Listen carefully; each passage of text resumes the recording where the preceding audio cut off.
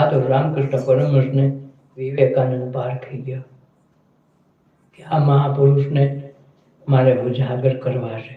નાની નાની વાતમાં જે જે અનુભવ થયા ને આખી કલકત્તાની શેરીએ શેરીએ ભજવી પુગાડ્યો.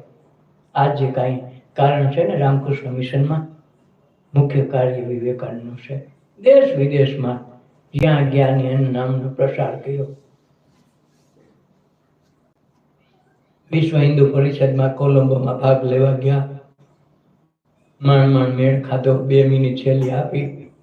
આને એમ થયું કે તો બોલતા આવડતું નથી, વિદેશની ધરતી અને મારું ગીતાનો અવળું પોકેટ જેવડી બુક અને બધાય પુસ્તકો, બાઇબલ ને કુરાન ને ફલાણા ને બધાય પુસ્તક આની ઉપર રાખ્યા અને બોલવાની 2 મિનિટ એ છેલ્લી. બધા મીડા માણસો જવા કંઈ કીધું કે ઇન્ડિયાને 2 મિનિટ